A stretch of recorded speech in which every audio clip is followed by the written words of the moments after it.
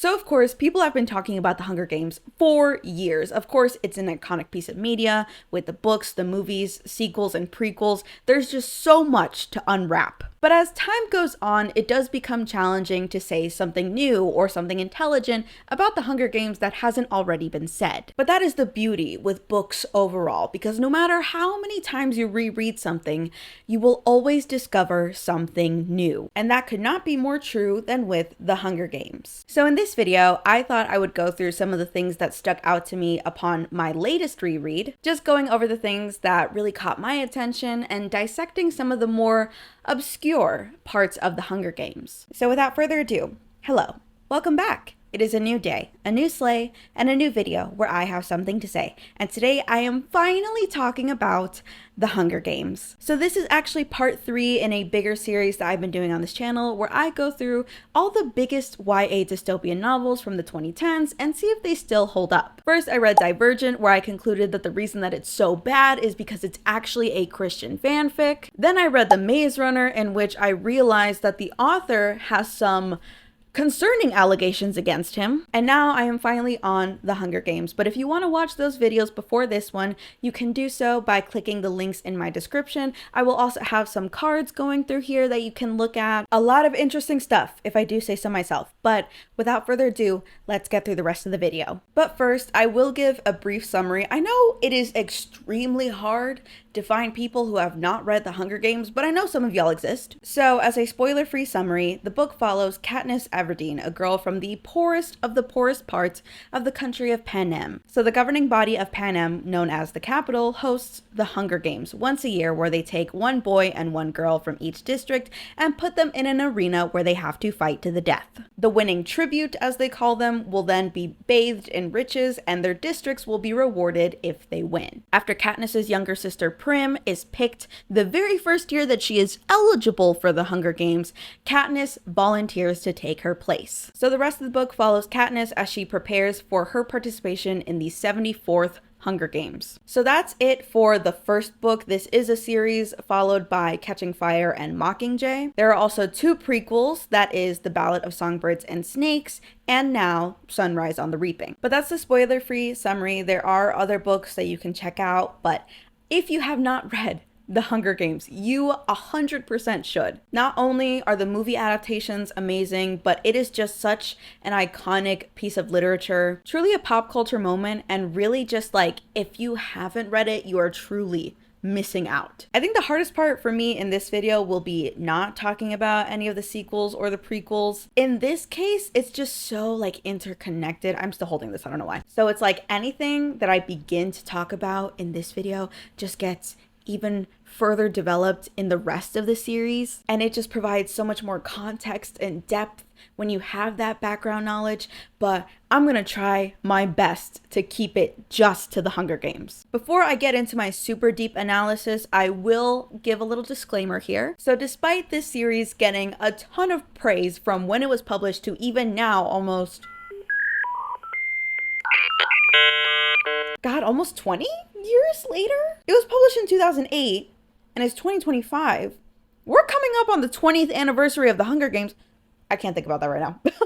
I cannot think about that right now. Anyway, but needless to say, there's a lot of love for this series, but there is one major controversy associated with the series. When The Hunger Games came out, Suzanne was famously accused of copying the idea for The Hunger Games from a different dystopian novel titled Battle Royale. It's another super iconic Japanese novel. It was adapted into a movie, and I believe it came out in the 90s. I actually have a separate video that you can watch. I will put it up here for your convenience. Essentially, in that video, I went through all the similarities. I read each book side by side so I could really get a clear view on whether or not there was anything substantial to the copying and plagiarism claims. Again, you can watch that video for a full breakdown, but in short, I think that the similarities are more so a result of being in a similar genre versus blatant plagiarism. Like, I had another video comparing and contrasting 2 books that were also accused of plagiarism. That was Red Queen and Powerless, and that book literally had word for word copied quotes. I didn't find anything like that when I was reading Battle Royale and The Hunger Games. I think they both have their own merits, and I really really enjoyed reading Battle Royale. The only reason I bring it up is because it is really the only negative thing that's associated with the series. And honestly, I feel kind of bad. I already tore up Divergent and The Maze Runner, so I only bring this up kind of to give them a fighting chance. It's a very small fighting chance. I already said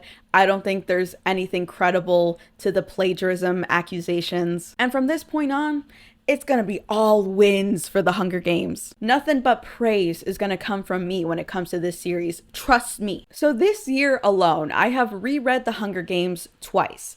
First, when I was reading it during my review of Battle Royale, and again for this video. And after my latest reread, there were 3 big things that stuck out to me that I am going to be discussing in this video. And these things I'm gonna bring up do tie into the overall messaging of the book, but they started off with very particular scenes in the story. So the first one I want to discuss is at the very start of the book during Prim's reaping. As I've already mentioned, Prim is Katniss's younger sister, and this is her first year that she is eligible for the games. Her name is only in that bowl 1 time. Now, I don't know how many other people are in District 12. I don't know how many times each individual has their name in the bowl, because I don't think they really talked about it in the movies, but in the book, you are eligible to put your name multiple times in the bowl in exchange for food rations. So for example, Katniss at this point in the story is 16 years old and her name is in the bowl 20 times. That's because she puts her name in extra times so that she can get extra food rations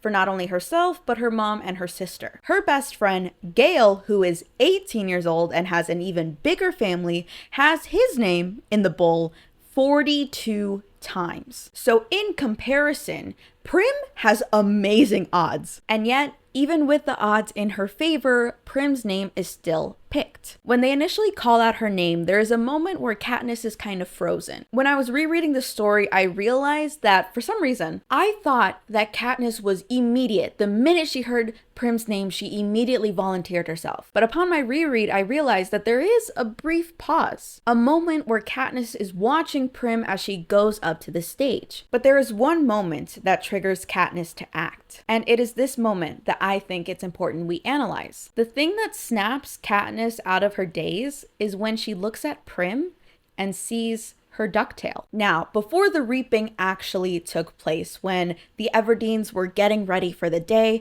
Prim was putting on her outfit. Now, she is wearing Katniss's hand-me-downs, and she still hasn't quite grown into them. And there's a really tender moment where Prim has the edge of her shirt sticking out of her skirt, and Katniss makes a joke saying that, "Oh, you're a little duck," because she has a little duck tail sticking out. So let's take a look at the moment right before Katniss volunteers for Prim. Somewhere far away, I can hear the crowd murmuring unhappily, as they always do when a 12-year-old gets chosen, because no one thinks this is fair. And then I see her, the blood drained from her face, hands clenched in fists at her side, walking with stiff, small steps up toward the stage, passing me, and I see the back of her blouse has become untucked and hangs out over her skirt. It's this detail, the untucked blouse forming a ducktail, that brings me back to myself. Now, obviously, we can conclude that by seeing this ducktail, Katniss is reminded of the fact that Prim is only 12 years old. She's just a little girl. There's the literal imagery of her clothes being too big that they hang off her, and then there's the symbolic imagery of her just being a little duckling. As if that's not sad enough, the visual of her clothes not fitting her correctly, yes, shows that she has not yet grown into it,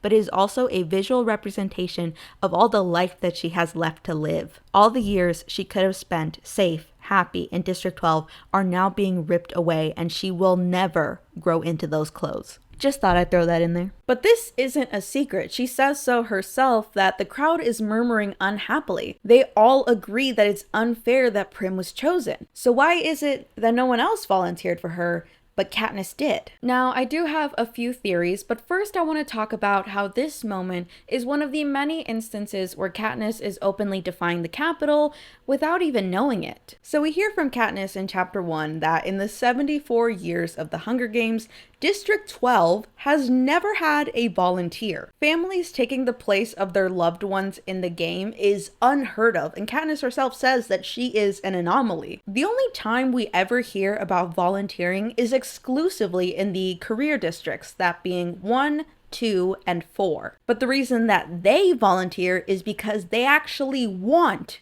to be in the games. They're not taking someone else's place because they're trying to save them. It's because they selfishly want the chance to participate. So Katniss volunteering for Prim is an act of defiance in a few ways. First, there's a more literal defiance as Effie tries to stop her from volunteering by saying, oh, well, there's a process. First, we have to call the names, and then we have to ask if anyone wants to volunteer. So by Katniss calling out, she's kind of breaking the rules a little bit, but that is quickly brushed aside by the mayor of District 12. So then there is the overall defiance of the reaping ceremony itself. In the book, Katniss says something very specific about the purpose of the Hunger Games and the reaping ceremony itself. Taking the kids from our districts, forcing them to kill one another while we watch. This is the Capitol's way of reminding us how totally we are at their mercy, how little chance we would stand of surviving another rebellion. Whatever words they use, the real message is clear. Look how we take your children and sacrifice them, and there's nothing you can do. If you lift a finger, we will destroy every last one of you, just as we did in District 13. And if you'll remember, attendance to the reaping ceremony itself is mandatory. They literally force the entirety of the district to watch as they have to sacrifice 2 of their youngest to fight in a battle to the death where they will almost certainly die. So they feel powerless to stop not only the reaping, but also the games itself. So by Katniss volunteering for Prim, she is openly defying the supposed power that the Capitol has over the districts. Katniss saved Prim from the games, literally telling the Capitol, no, you can't take her. Which, even though in the long run, yes, Prim could very well be reaped again. And even if she didn't end up starving in the arena, she could still very well starve just living day to day in District 12. Katniss volunteering for Prim does not guarantee that she'll survive, but this act allows her to take back some of that control. And an entity like the Capitol relies on the illusion that they have total control over the districts. So even this one small act, volunteering for her sister, yes, maybe it's in vain, but it's still an open act of defiance against the Capitol. And the best part is that everyone saw it happen. But what I find even more impactful is that Katniss is not only defying the supposed power the Capitol has over them, but also the helplessness that has been forced onto them. Now, I will say that reading this book after finishing Sunrise on the Reaping did alter my interpretation just a little bit, because that book was all about the idea of implicit submission, which implicit submission is this idea that people will submit to power without overtly trying to fight against it or otherwise question why they have to. So if that book focuses on this idea of implicit submission, then I think that the Hunger Games really focuses on this other idea known as learned helplessness. Now, there is a highly unethical study that is attached to this idea of learned helplessness, in which researchers tied up dogs and subjected them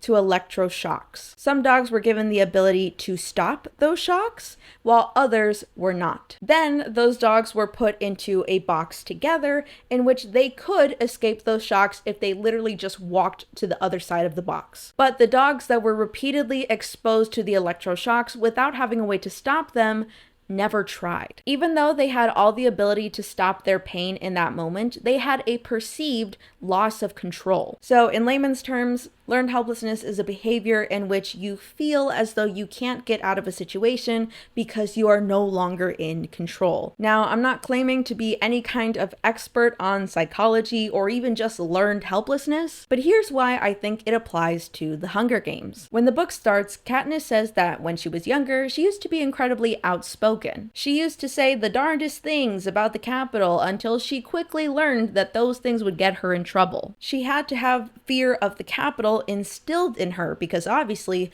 she wasn't born with that fear. It was the older generations, the people that had already been well versed in the cruelties of the Capitol, that taught her the consequences of her actions. She was taught that the Capitol was all-powerful and she had no control against them. So in this instance, the learned helplessness is actually taught by the people around her. It's not something the Capitol does directly to her, but just even the threat of what they could that makes her believe that she is helpless. A prime example of this is a scene that didn't quite make it to the movies, but is core to the canon of the books. Katniss tells us of a moment in which she and Gale were hunting in the woods, and they came across two people, a boy and a girl that seemed to be running away into the woods. Katniss notes that they look like they're from the capital, but she can't quite believe why they would be all the way out in District 12. That is, until she sees the hovercraft. The two people are quickly caught,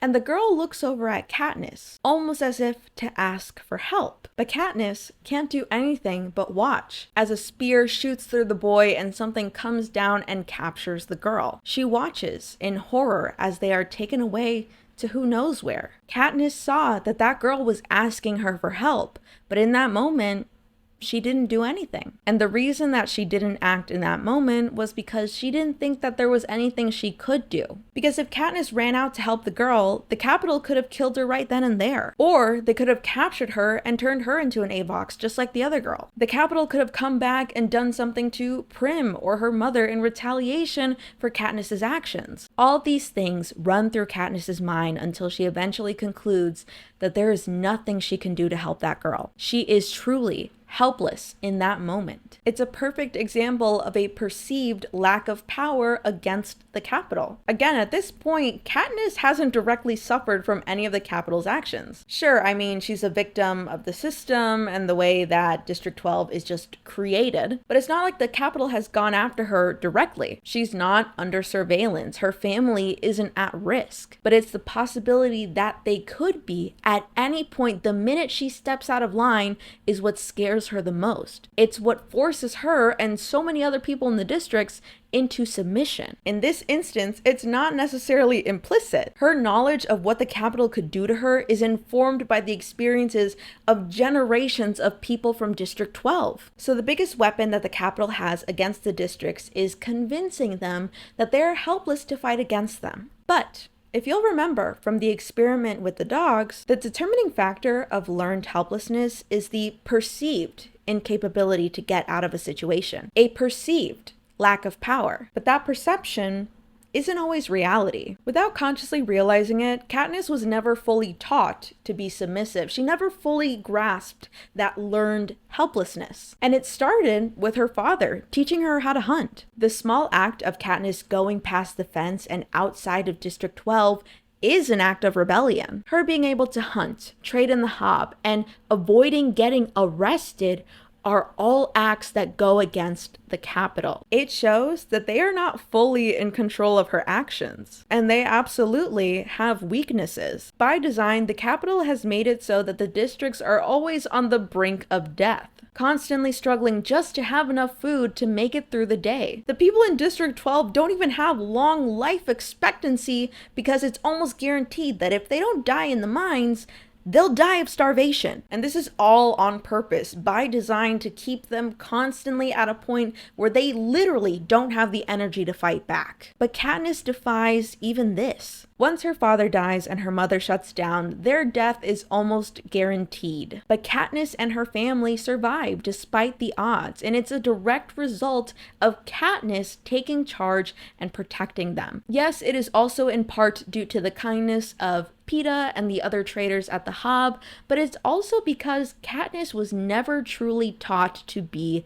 helpless. She was always taught to fight. So finally, all that bringing us back to the reaping. The brief moment when Katniss freezes, unable to do anything to save Prim, is the learned helplessness kicking in. It's the influence of all the generations, all the people around her in District 12 saying, you have no hope of fighting against the Capitol. There's nothing you can do to keep your family alive, to keep them out of the games and save them from the reaping. But it's when Katniss sees Prim's ducktail that she's reminded of her innocence. She remembers that Prim is the baby sister that she fought so hard just to keep alive. Every day she spent hunting, trading, even putting her name multiple times in the reaping just to secure some kind of food. It all couldn't have been for nothing. All that hard work and all that sacrifice couldn't have just ended with Prim going into the games. This is the moment when her fighting instinct kicks in. The moment she remembers that, yeah, She was able to keep Prim alive all those years ago, and she still has the power to do it now. This moment is powerful for Katniss, but also for the other districts, because they are victims of learned helplessness. All that conditioning from the Capitol has worked effectively on everyone else. But the way to break through this behavior, this thinking, is by realizing that it is a perceived helplessness. So by volunteering, Katniss not only defied the Capitol, but showed to all of Panem that they're not all powerful. That was a lot about just one scene. It does tie into some other greater themes throughout the whole story, but this was really a pivotal moment for me. It honestly started when I realized, like, oh, there was a moment where Katniss wasn't immediately ready to volunteer for Prim, and then it just spiraled into all this. So that was already a lot, but now I want to move on to the second biggest thing that I noticed in this book. Now I want to talk about District 11. The one thing that has always kind of stuck with me after reading the book, not so much watching the movie, but the book specifically, is how differently Districts 11 and 12 are treated. This really becomes apparent in the actual arena when Rue and Katniss have their alliance. This is the first moment that Katniss is really learning about the other districts. Rue talks about her day-to-day, her job, the things that she does in District 11, but she also talks about some pretty cruel mistreatment that her and the other people of 11 have to go through. And rereading it this time around really felt like such a stark contrast. Like in my mind, I always assumed that 11 and 12 were pretty similar in terms of status and favor with the Capitol, but reading some of the stuff that Rue says really makes 11 feel like it's in a whole other world compared to District 12. So let's compare some of the differences between these two districts that are only off by one number. In District 12, Katniss says that public whippings are rare. They don't do it that often. But Rue says that they are a common, if not daily occurrence in District 11. Then we learn that District 11 actually receives less education than 12, which is already saying a lot because, again, if you haven't read the prequels, in Sunrise on the Reaping, Haymitch says that their education is abysmal. Other than learning basic reading and writing skills, most of their education is surrounding the mines and coal. So the bar is already pretty low.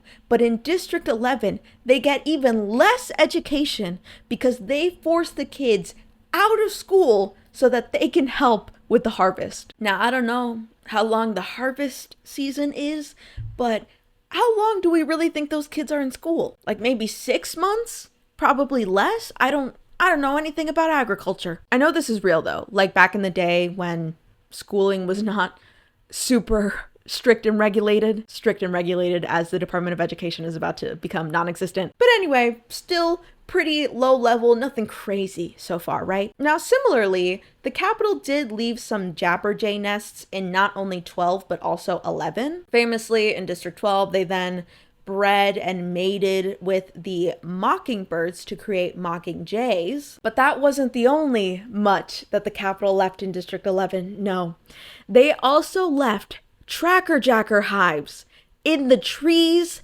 that they harvest from. So the Capitol sends these people to work, forces them to climb up high into these apple trees or whatever else is growing on them. And then they also put them at risk of getting stung by trackerjackers. In case you forgot, trackerjackers are essentially wasps, but even angrier and even more deadly. Their venom causes intense hallucinations and other physical symptoms. And what's worse is that they will remember you. So if you mess with their hive and you try to run away, they will follow you. Which I think actually wasps do. I think they remember. Thankfully, I've never had to encounter a wasp. But yeah, so they just purposefully left those hives there. Okay. Then we have a story from Rue where she mentions that a young boy took some night vision goggles that they use to help harvest during the nighttime. She says something along the lines of like, oh, he didn't want to hurt anyone. He thought they were fun to play with. He was just playing. The peacekeepers of District 11 killed him for it. Whereas, if you'll remember, Katniss, who breaks the law daily, is never so much as reprimanded by the peacekeepers. Hell, she even breaks the law right in front of them by selling her illegally acquired game to them. So it seems that in District 11, they are disproportionately more aggressive than they are in 12. So what is the difference between these two districts? Well, let's take a look at the map of Panem. Now, in this post-apocalyptic world, North America, what currently makes up Panem, is shrunken a little bit. So the ocean levels have risen. So what makes up Panem is just like a smaller version of the general continental United States. So District 11 seems to be taking up a lot of those southern states. And as we know from the characters in the book canon, but also in their portrayal in the movie, most of the citizens of District 11 are in fact Black. So what contributes to the Capitol's disproportionate acts of cruelty towards District 11? You guessed it. Racism. Sorry, real quick, just to add, when I was editing this portion of the video, I realized that it was making it sound as if Katniss is white, or that her treatment in District 12 is better because of her whiteness. I want to clarify that she is described in the book as having olive-toned skin, and a lot of people believe her to be of indigenous descent. Not only with her description, but also where District 12 is geographically located. So there's a lot of evidence to support that she is indigenous and therefore is also a part of a marginalized community. So I don't want to make it seem like I'm trying to say that the reason that Katniss doesn't face the same brutality from the peacekeepers is because she's white. First of all, because she is not white. But what I'm trying to argue in this video is that the brutality that the people of District 11 face is different because they are Black. And this ties back to how our justice system was created, how cops are actually descended from slave catchers, and all the nuances of police brutality that are tied to Black people in America. That is not to say that other people do not face police brutality, especially Indigenous people. So I'm not trying to discredit the experiences of other marginalized groups. I am simply focusing on the relationship between police and authority figures and the Black community. So I apologize if I didn't make that clear when I first recorded the video, but I just wanted to make sure that I said it now. Not only is this communicated in their actions toward the overall district, but also with their tributes. In The Hunger Games, Book 1, Thresh, the male tribute from District 11, is scouted by the careers. Because other than them, he is the only other big contender because he is physically bigger and stronger than the other tributes. But even in the sequels and the subsequent prequels, it seems that the male tributes from District 11 are always seemingly on the same level as the careers. In the first prequel, The Ballad of Songbirds and Snakes, the biggest contender for victor that year is Reaper, the male tribute from District 11. In Sunrise on the Reaping, the entirety of District 11 is scouted by the careers to join their alliance. So consistently, other than the career tributes from 1, 2, and 4, the male tributes from District 11 are consistently described as being stronger, bigger, and otherwise have better chances in the arena. The careers consistently see them as competition, which I believe plays into a blatantly racist ideology that Black people are somehow stronger, faster, or otherwise possess a physical prowess that white people do not. And I say racist because this false notion is the basis for things like eugenics and the rationale for slavery. White people enslaved Black people because they viewed them as animals. They viewed these physical traits as indicators that they were made for backbreaking work. The racist undertones in this book are entirely on purpose. And I think the first time I picked it up, I was a little ignorant to it. And it's only now with more time, exposure, and experience that I see it for what it is. Katniss's alliance with Rue is definitely not an accident on the writer's part. This being the first instance of camaraderie across districts is even more impactful when you take into consideration the racial undertones. It's so much more impactful, and I think it says even more about our current society. Katniss was somehow able to reach across this divide that was entirely manufactured by the capital. They're the ones that keep the districts separated. They can't even travel to the other districts. When Rue and Katniss are talking to each other, she even says that the capital is probably censoring their conversation because they don't want people to know what goes on in the other districts. They keep them in the dark intentionally, but it's this conversation that truly brings them together. So when Rue was inevitably killed in the arena, Katniss showed solidarity and respect for her, not as someone from another district, but as a human being, which is the big message of the book, right? Remember who the real enemy is? Even though the injustices that 11 and 12 face are different, they are still connected with one common enemy. And even though Katniss doesn't have it as bad as Rue, quote unquote, she still recognizes that it's an injustice. Could you imagine if Katniss was over here like, oh, well, the peacekeepers that kill you and whip you, those are just the bad apples. The peacekeepers in my district, they're super chill, so I don't think we need to get rid of them entirely. Maybe if you just complied and did what they asked, then you wouldn't suffer so much. Could you imagine if that was conditional for Katniss? If she tried to argue that some of the stuff that the Capitol doing isn't that bad, and that they should only fight against the Capitol so that she could stay comfortable. The reason that Katniss is so effective as the Mockingjay is because her threshold for injustice is 0. It's not, oh, we can keep the peacekeepers as long as they let me hunt and do my illegal shit. It's no more peacekeepers. Like, that is the true form of solidarity, recognizing that any injustice to anyone is wrong. Katniss isn't out here saying, oh, let's fight against tyranny until I'm free.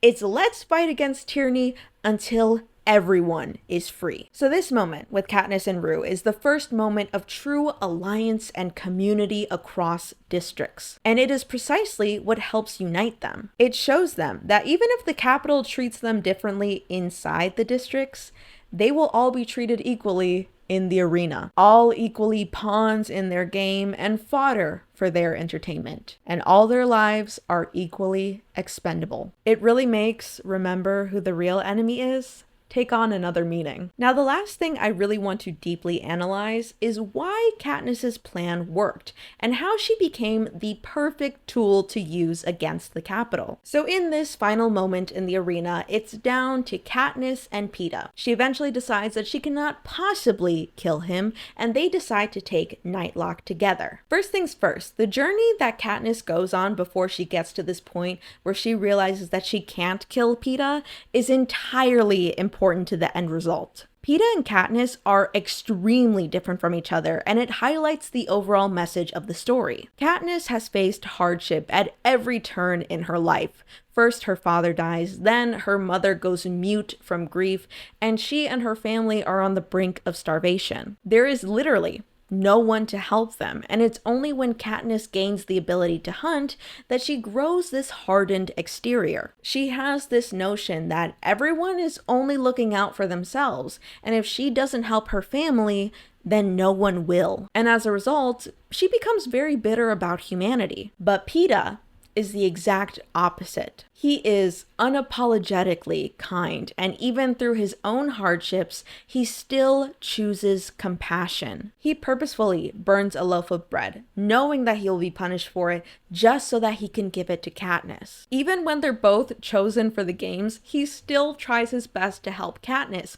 knowing very well that any advantage that she has is a disadvantage for him. Peeta is exactly what the Capitol is trying to prove doesn't exist in humanity. They try to push this narrative that people will not choose kindness over their own survival. When they're backed into a corner, people will always choose themselves. It's kind of like how in capitalism, we believe that people would never do anything just for fun. There has to be some kind of monetary benefit. Like the idea of selling the patent for insulin for only $1 so that everyone can have access to it at an affordable cost is unheard of in the world of capitalism, because of course, why wouldn't you want to make the most amount of profit, right? Surely people aren't just kind and trying to look out for one another. Surely people won't just make stuff for free, which is also really funny that that is the idea that capitalism tries to push on us,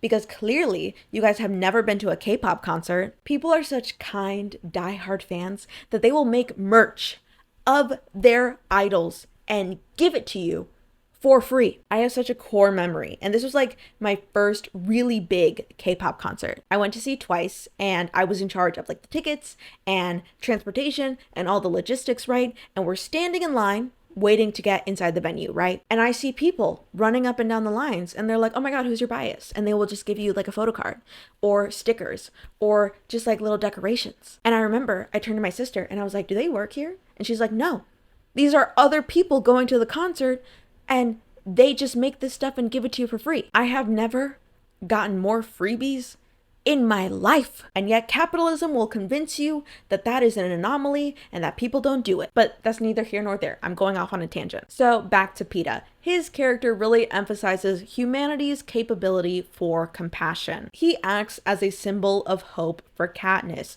showing her that the narrative that the Capitol is pushing is not reality. At the start of the book, she's inherently a very distrusting person, and it's only through Peeta that she allows herself to feel more of her emotions. He really allows her to think outside of this fight or flight instinct she has. Initially, she fights to survive for Prim because Prim needs her. Her mom needs her. They will not survive without her. But it's as the games progress, as she gets closer with Peeta, that she comes to the conclusion that she's fighting so hard because she doesn't want to die. So simple and so plainly, she wants to live. Then she's able to think outside of herself. She doesn't want to die because she doesn't want to let the Capitol use her. She chooses to fight against the games even though Peeta has fully accepted that he's not making it back to District 12. And this is the moment where her arc becomes fully realized, when she decides to save Peeta even though it would be easier not to. And it's not motivated by her wanting to overthrow the Capitol or anything otherwise revolutionary. It's by something so simple as not wanting Peeta to die, which is what I think makes Katniss such a compelling protagonist and a compelling Mockingjay in the book, because she's motivated by very simple desires, and therefore it's easier for the other people of Panem to empathize with her, because maybe they're not in the arena, maybe they're not all on the brink of starvation, but they all have people they care about. They don't typically want to cause pain on another person, so they can understand how she's feeling in this exact moment. She becomes someone that they can not only empathize with, but someone that embodies their hopes and dreams. But none of the people from the districts would have been impacted by this moment if they hadn't seen it. If you've read Sunrise on the Reaping, then you'll know that Haymitch, Katniss and Peeta's mentor, did try to overthrow the Capitol. He was part of a rebel plot to try and break the arena, but he failed. And part of his failure was because no one actually saw him do it. The Capitol altered all the footage, so any evidence of the literal bomb that he set off, 2 of them, mind you, no one ever saw it happen. To all the people watching and the next generations after this games, the Quarter Quell went successfully. There were no inconsistencies, no altered footage.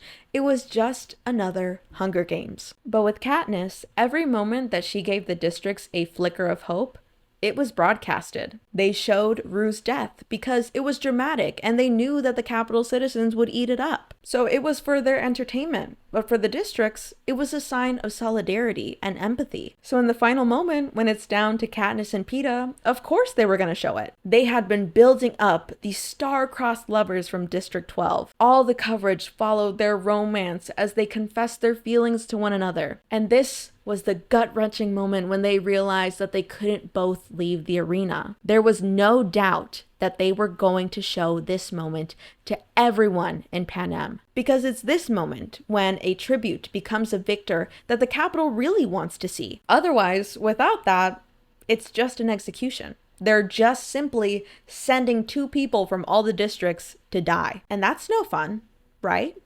That's the whole reason that the Hunger Games became successful. It became a spectacle, and it gave the Capitol citizens some kind of sick validation, knowing that, hey, the victor is set for life. Truly, we're doing them a service by making them participate in the Hunger Games. But if there's no victor, there's no validation. There's nothing in it for the Capitol citizens. So this moment at the end of the book exploits the 2 major weaknesses in not only the Hunger Games itself, but also the Capitol. 1, they need to put on a show, and 2, They need to have their victor. What Katniss doesn't know at this point quite yet is that the games have always been flawed. The Capitol has always, just barely, been holding on to power. The only thing that the Capitol has done effectively in the 74 years of the Hunger Games is pushing the illusion of control. All the natural weaknesses were there, and they had always been there. Katniss just managed to force them to show it. And that was truly what separated her and Haymitch, and what made her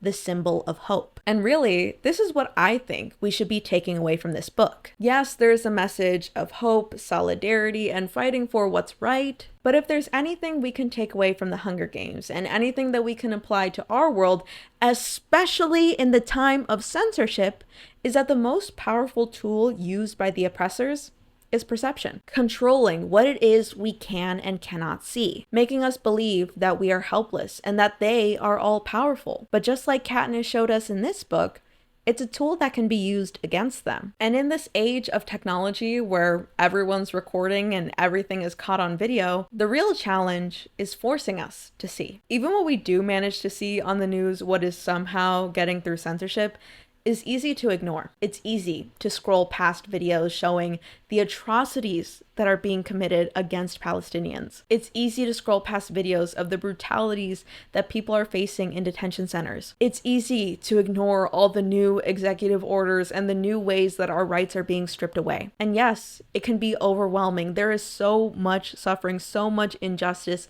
It feels impossible to tackle. But again, that's just the perception. That's the learned helplessness talking. We are in a time where everything is caught on camera. So the way that we use this tool against them is by letting them know that someone is watching. Not only that, but someone still cares. Which brings me into the final criteria that I've applied to all the YA dystopian books I've read, which is, does it actually qualify as dystopian? And of course, a million times, yes. As I just said, it's so easy to apply the teachings and the messages of the Hunger Games to real life society. The Capitol is not just some hypothetical evil government that is only out to get the protagonist because evil. The structures of power, the injustices, all of that could be very, very easily translated. Honestly, as I was rereading, it was so hard to ignore all the similarities with our modern day government. It felt so in your face what she was trying to say that honestly, I can't imagine that people still deny that this has any real world implications. If you haven't done a recent reread of The Hunger Games, I highly encourage you do, because it is so obvious. She could not be more clear about what she's trying to say. Honestly, what even takes on a greater meaning to me now reading the book is the concept of starvation, that is really the greatest tool that the Capitol uses against the districts, not only by keeping them on the brink at home, but also in the games. Like, they tell us over and over that the biggest reason why tributes die in the arena is because they don't have food. Like, that is truly the basis of survival. You need food. I even had to confront some of my own flawed thinking, because as I was reading the book, I noticed frequently that Katniss was saying, like, I'm hungry. It's been such and such hours and I need to find food. And there was a split second where I thought to myself, how is she already hungry? It's only been a few hours. And the shame was so instant when I realized that the only reason I think that she should be able to hold out for longer is because I've always had enough food. I haven't had a proper meal today, but I know that I will. I know that the minute I finish recording, I will find food somewhere. So there's no panic for me. There's no sense of dread. I have never truly felt hungry. And knowing that the experiences that Katniss and the other tributes go through is fictional, and even just this fictional portrayal is unbearable, knowing that there are real people facing the same thing is devastating. The name, The Hunger Games, is not an accident. We have known for a very long time that hunger and starvation is a tool used by the oppressors. And up till now, it's been fictional. It's been something that was only in this book, or only in some kind of fictional dystopia. It was never actually used against people. And it was never used so blatantly and so cruelly. Or at least, we never knew about it until now. Honestly, I could go off on a whole other tangent about that, but really even just the title sits so much heavier knowing what we know now about what the Palestinians are going through on a daily basis. There's a scene from The Ballad of Songbirds and Snakes where the tributes are literally in a cage in the zoo, and the Capitol citizens, literally children, are going up to them and dangling food in front of their faces, taunting them with something that they have in excess, knowing that the tributes before them have never had a stable meal. That scene is truly cruel and dehumanizing. And the worst part is that it's not even fictional. The worst part is that some of you in real life